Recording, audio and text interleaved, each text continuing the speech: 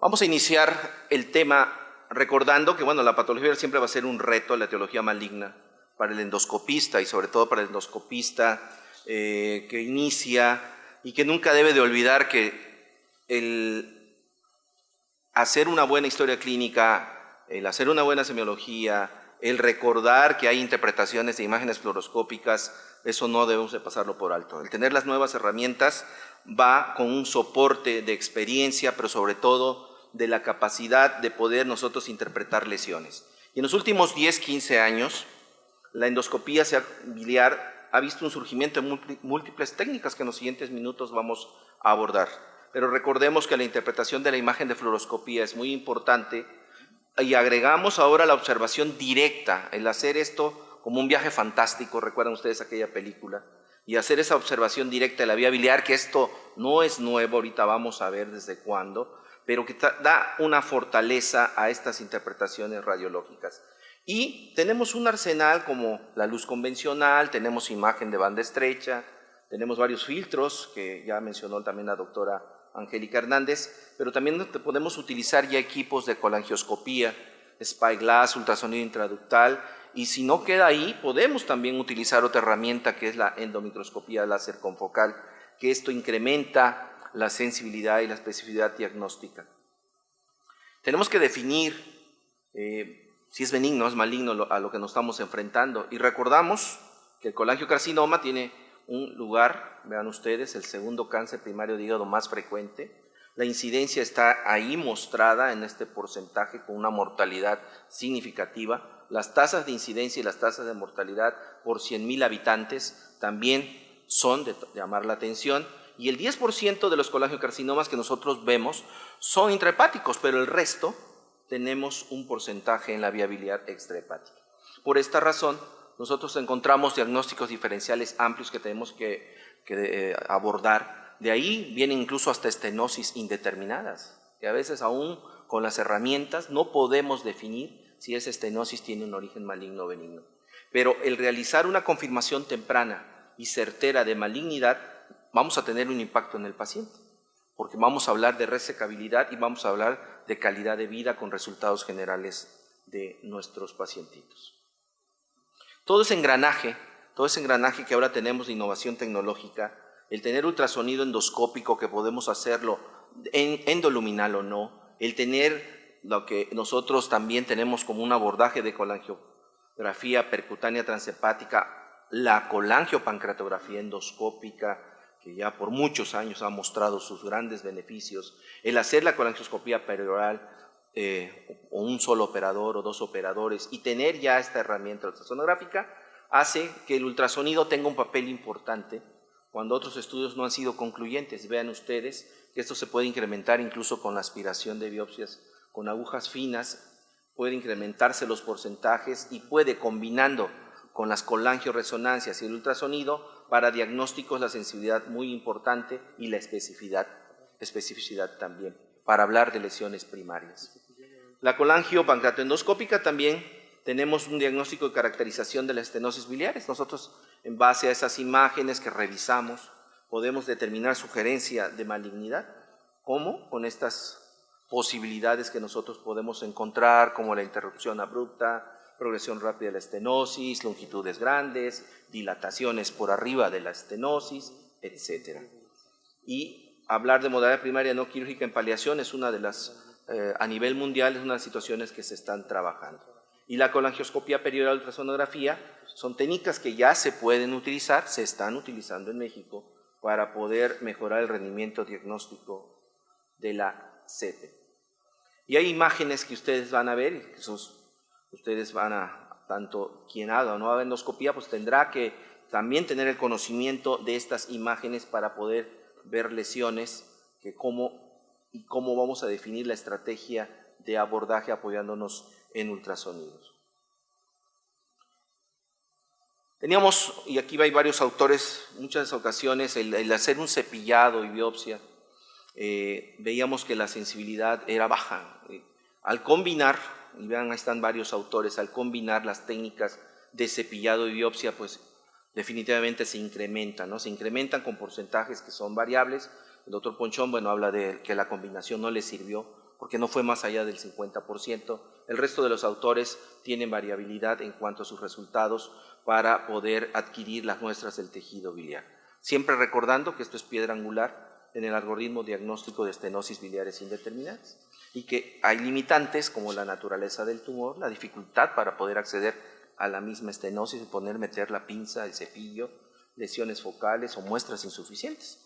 Entonces, al tener nosotros estas referencias de que la sensibilidad de cepillado y biopsias y combinar, tenemos esta variabilidad de sensibilidad, se ha dado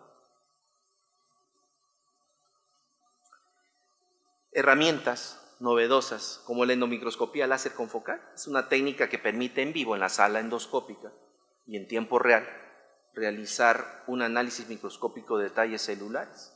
Vamos a ver, nosotros vamos a tener una alta magnificación, resolución y profundidad en micras para poder ver nosotros cómo estar ahí determinando aspectos de vascularidad, aspectos de la arquitectura y detalles celulares. Esto, al tener una magnificación mayor a 1000 veces en relación a un endoscopio convencional, pues nos va a permitir poder sugerir si esta lesión es maligna.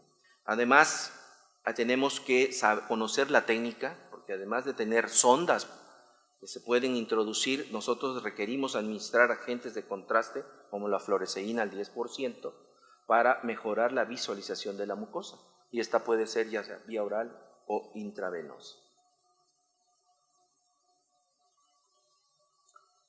Hay criterios, como todas las clasificaciones y los criterios, se han hecho muchos consensos, pero también hay criterios de Miami, por ejemplo, para poder nosotros abordar la endomicroscopía láser confocal y predecir malignidad en el sistema pancreatobiliar. Y estos criterios de Miami hablan de criterios que sugieren malignidad y criterios que sugieren estenosis benignas. El encontrar nosotros bandas oscuras gruesas, bandas blancas gruesas, grumos oscuros y epitelios visualizados de esta forma, pues nos pueden hablar de malignidad. El encontrar y el conocer y podernos estudiar y revisar cuantas veces sea necesario para alcanzar una buena curva de aprendizaje en criterios de benignidad es encontrar bandas oscuras delgadas o bandas blancas delgadas. Esto hace también un reto para que el endoscopista vuelva y revise imágenes que debemos nosotros de conocer. Los rendimientos diagnósticos también para poder incrementar tanto el valor predictivo positivo, el valor predictivo negativo y el rendimiento diagnóstico en porcentaje. Vean ustedes, aquí están las técnicas, los procedimientos que podemos utilizar desde unas biopsias simples, que ya habíamos comentado que la sensibilidad es baja, pero el tener nosotros microscopía confocal, láser, y hacer una colangioscopía peroral, vean ustedes los porcentajes se incrementan en forma significativa, y esto lo debemos de tomar en cuenta cuando tenemos un paciente que no hay definición de su etiología. Y esas son diferentes imágenes que nosotros podemos encontrar, tanto pues desde que encontramos un divertículo periampular, las lesiones que nosotros vemos en ultrasonido, las revisiones que hacemos de las mismas imágenes fluoroscópicas, las imágenes con servicio, las imágenes confocales y ya la muestra que se toma en el cuarto o en el área de endoscopía, que podemos enviar al patólogo y poder nosotros determinar si esto tiene un adenocarcinoma. Técnicas auxiliares, bueno, hemos comentado durante estos minutos que el ultrasonido intraductal es muy importante, obviamente para eso se necesita un entrenamiento formal para poderlo realizar. Y en el momento de hacer nosotros una colangio, podemos nosotros echar mano también del ultrasonido intraductal, que nos va a dar información adicional en la sospecha de la estenosis maligna. Si nosotros le sumamos el ultrasonido a una colangioscopía, pues la precisión diagnóstica, vean ustedes qué porcentajes alcanzan para estadificar la estenosis biliar maligna. Entonces, es muy importante, de acuerdo a esta publicación, que fue en el 2013, recordar que el sumar en pacientes que tengan criterios y necesidad de utilizar estas herramientas, pues la precisión diagnóstica va a ser muy considerable. Y dentro de los algoritmos, este fue en el 2009, el doctor Inouye habla sobre el diagnóstico de estenosis biliares por ultrasonido intraductal. Hablando de ultrasonido, cuando se observan engrosamientos de la pared del conducto biliar, él refiere que hay que definir de ese engrosamiento si es irregular, regular o no existe. Si no existe, bueno, ahí ahí para todo lo que es el flujo. Pero si tenemos nosotros irregularidad en esta pared del conducto biliar, debemos de tomar en consideración toda esta cascada de situaciones, donde vamos a evaluar si tiene o no tiene invasión de una lesión tumoral.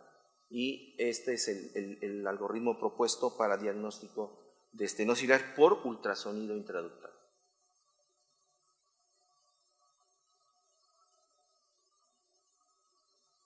La colangioscopía, entonces, es una técnica. Ahorita ustedes seguramente, vamos a ver una imagen más adelante, han escuchado de la colangioscopía, donde podemos aprovechar un endoscopio para hacer una técnica de visualización directa y ver la utilidad del tratamiento que tenemos en patología biliar. Existen diversos sistemas, desde el Mother Baby, madre e hijo, el sistema, donde se requiere la presencia de 2 endoscopistas, uno que maneja el baby, otro maneja el mother, y estos sistemas, bueno, prácticamente ya no se están utilizando, sistemas frágiles, caros, etcétera, con imagen limitada.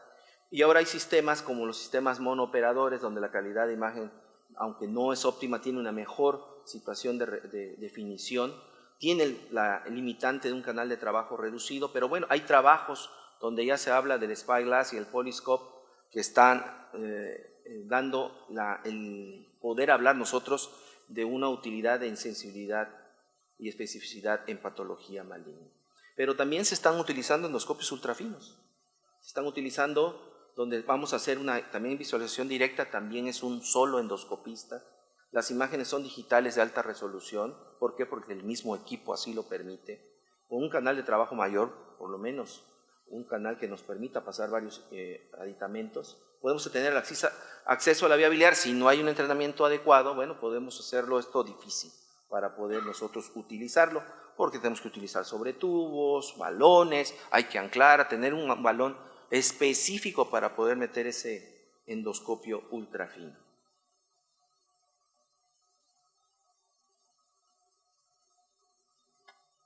Y esto, vean ustedes el año, doctor Kawai, ya desde 1975 pues utilizó con un asistente haciendo colangioscopía, pero y así ha ido la evolución, la década de los 80, con los endoscopios flexibles en la punta y canal de acceso con irrigación, se utilizaron pues también la revisión.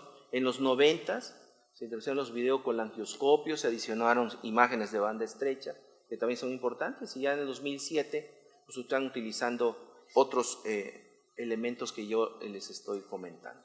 Esto es muy importante recordar porque obviamente la evolución tecnológica es vertiginosa y tenemos nosotros que ir también de la mano en cuanto a la educación y la capacitación de estos productos o de esta innovación.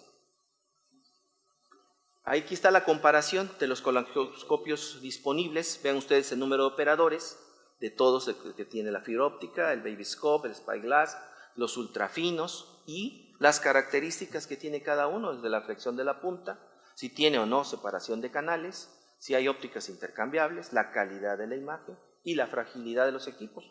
Y hay que recordar que esto no es barato.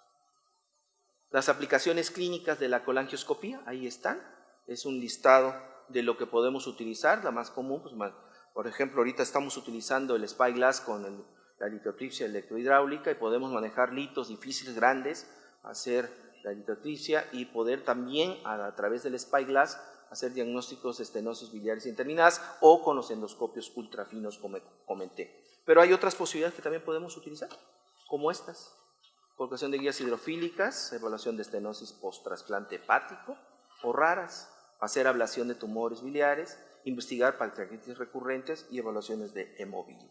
Son posibilidades y aplicaciones clínicas que nosotros también podemos echar mano. Observaciones directas del árbol. Vean esas imágenes con alta definición que realmente nos pueden hacer ver y revisar la irregularidad, si hay vasos sanguíneos dilatados, tortuosos, vellosidades. Toda una serie de herramientas, incluso la cromoscopía, que podemos utilizar para hacer definición y realzar la lesión y poder nosotros dirigir las biopsias.